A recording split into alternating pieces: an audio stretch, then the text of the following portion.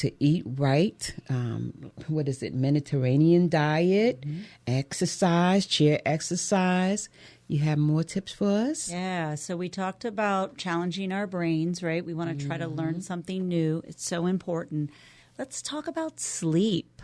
Oh. How many of us would say we struggle to get a good night's sleep or we struggle to stay asleep, go back to sleep? I'm one. I don't think I slept last night, but I slept this morning for 2 hours. Right. So what we know, what science tells us, is sleep is so important because our brains are designed when we get that really good deep sleep to sweep out the metabolic waste from the day. So when we're not getting in that good deep sleep, we are not sweeping out the gunk. So it's going to stay in there, right? Okay. That sounds real scientific the way I described it, right? Yeah, But well. so let's talk about how we can get a good night's sleep naturally. Okay. One of the worst things for us right now is technology. Okay. Our devices, tablets, phones, TVs, they emit this blue light that sends a signal to our brains to stay awake. So if we could have a routine of saying, okay, 45 minutes before bedtime, I'm getting off of electronics, it really would be helpful. If we have a cooler room, a cooler temperature, and Absolutely. a darker room. Cooler temperature, darker room. You want to try to get off the technology. And then the other thing is, if you're one of those people who your brain is just racing before you try to go to sleep because you're thinking of everything that's coming up tomorrow, I got to go do this, I got to go do that. Take a pad of paper and a pen or pencil, put it beside the bed, and write those thoughts down.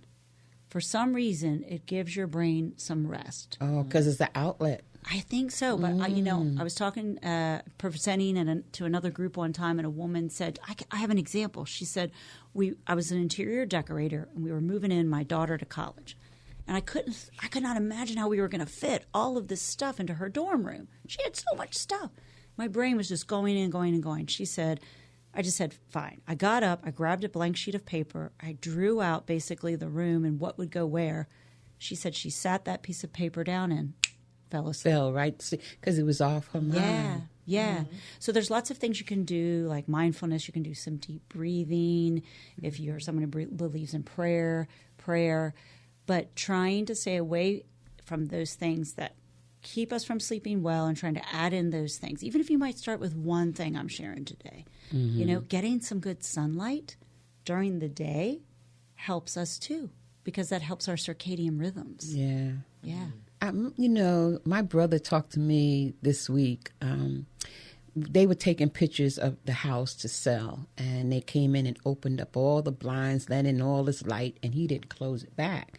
And the next day, he didn't close it. And he said he started feeling so good. And because it was sunlight in his house, he had bright light, whereas before he was feeling kind of dark and dreary. And they say that it puts you in depression sometimes. It can, very much so. Yeah. So getting that sunlight and that good exercise earlier in the day will help you sleep well too. Okay. Yeah. Exercise early in the day. Yeah. Okay, Michelle, don't be falling asleep on us. You got to exercise. I had one of those nights where I didn't have a pen and pad by my bed. So, I kept waking up. Did I do this? And did I do that? And, true. Yep. That's why I'm yawning.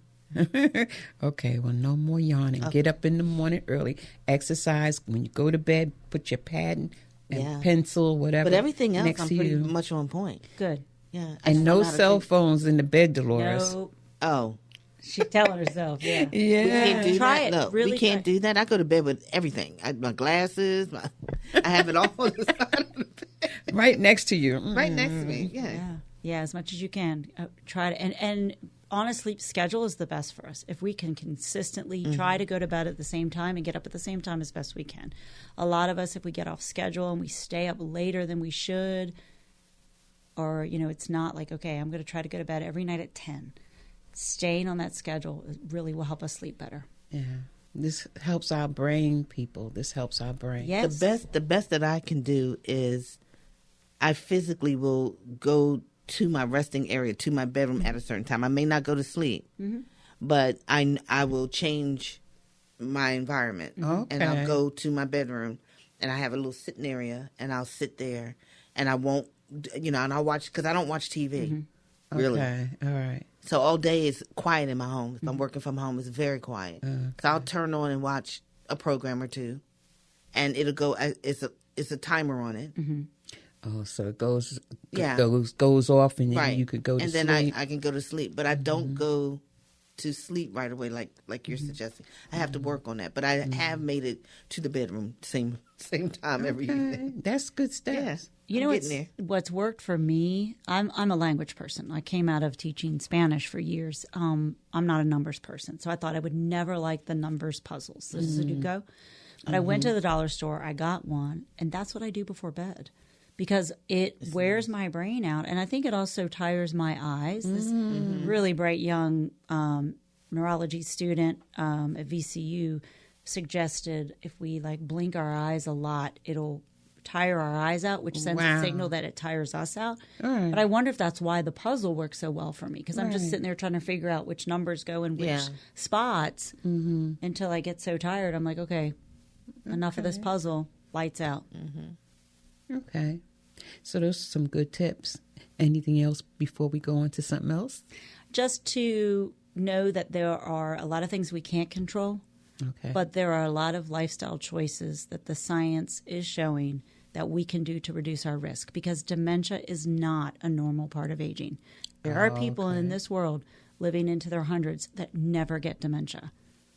So there are definitely things that we can do to reduce our risk. Okay. All right. So we do have some control.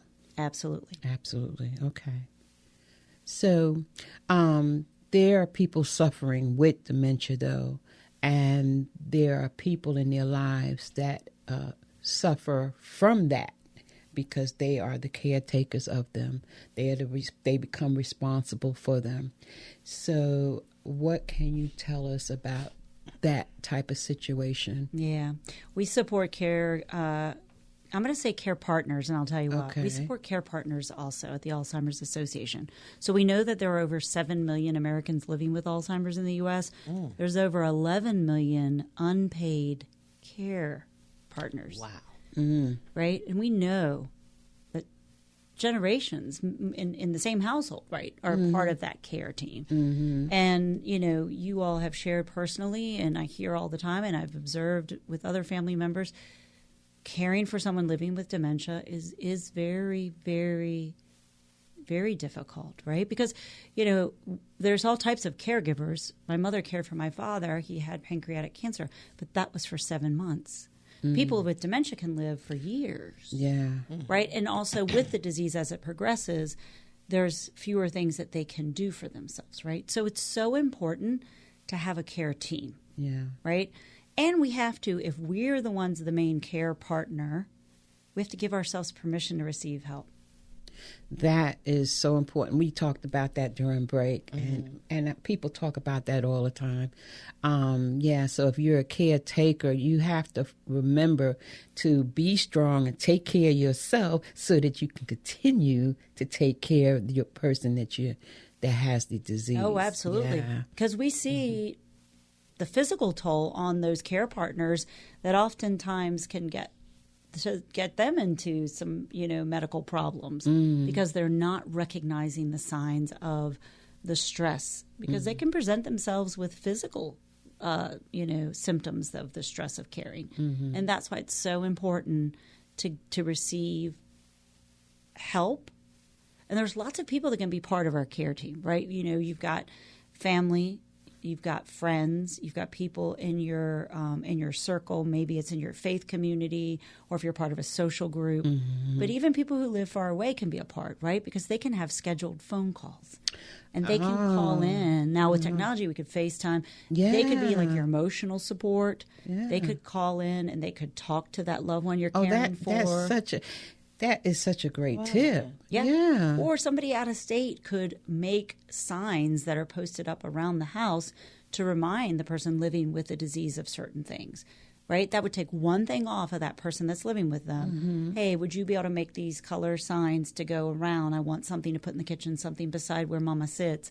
etc. Now with all the technology, even like, the 20-some-year-old that lives across the country can go to ChatGPT and say, AI, will you design for me some activities for my grandma who used to be an elementary school teacher that she could do because she's living with middle stage dementia. Okay. And it makes out a list of all those activities that said person that's living with her could do with her. Right.